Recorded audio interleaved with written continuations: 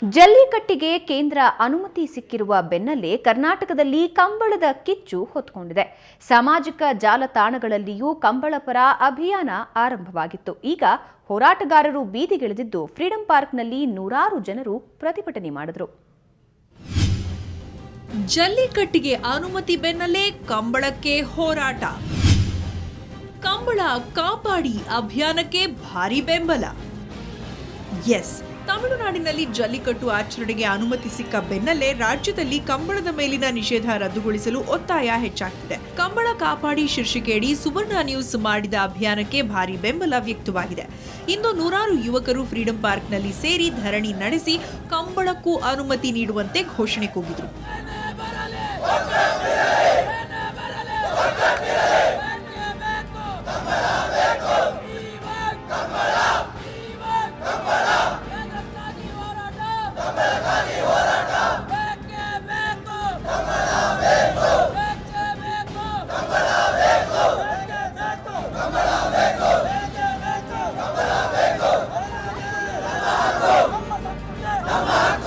ಕಂಬಳ ಬರೀ ಕ್ರೀಡೆ ಅಲ್ಲ, ಕರಾವಳಿ ಪ್ರದೇಶದ ಜನರ ಸಂಪ್ರದಾಯ, ಕಲೆ, ಜನರ ಜೀವನ ಶೈಲಿಯೂ ಆಗಿದೆ.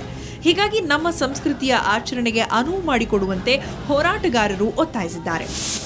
ಕಂಬಳ ಅನ್ನೋದು ನಮ್ಮ ಕರಾವಳಿಯ ಒಂದು ಸಂಸ್ಕೃತಿ, ಅದೊಂದು ವೈಭವ. ಅದೊಂದು ಇವರು ಏನಿವಾಗ ಆಹಾರಕ್ಕಾಗಿ ಮಾಂಸಾಹಾರವನ್ನು ತಿಂತಾರೆ, ಅದು ಇವರ ಆಹಾರ ಪದ್ಧತಿ. ಆದರೆ ಇದು ನಮ್ಮ ಧಾರ್ಮಿಕ ಪದ್ಧತಿ. ಕಂಬಳವನ್ನು ಯಾವುದೇ ಕಾರಣಕ್ಕೂ ನಿಲ್ಲಿಸಬಾರ್ದು. ನಮ್ಮ ಕರಾವಳಿಗಳು, ಕರ್ನಾಟಕರು ಎಲ್ಲರೂ ಸೇರಾಗಿ ಇನ್ನು ಕಂಬಳವನ್ನು ಉಳಿಸಬೇಕು.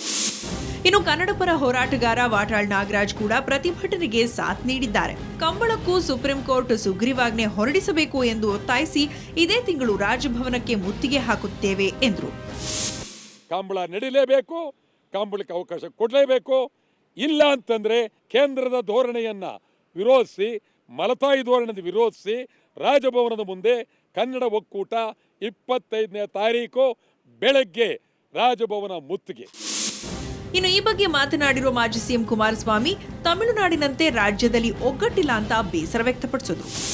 ಇಲ್ಲಿ ಕರ್ನಾಟಕ ರಾಜ್ಯದ ನಮ್ಮಗಳ ಒಂದು ನಡವಳಿಕೆ ಏನಿದೆ, ನಮ್ಮಲ್ಲಿ ಒಗ್ಗಟ್ಟಿನ ಒಂದು ವಾತಾವರಣ ಇಲ್ಲದೆ ಇರತಕ್ಕಂಥದ್ದು ಮತ್ತು ಸಾರ್ವಜನಿಕರಲ್ಲೂ ನಿರಾಸಕ್ತಿ ಇರತಕ್ಕಂಥದ್ದು.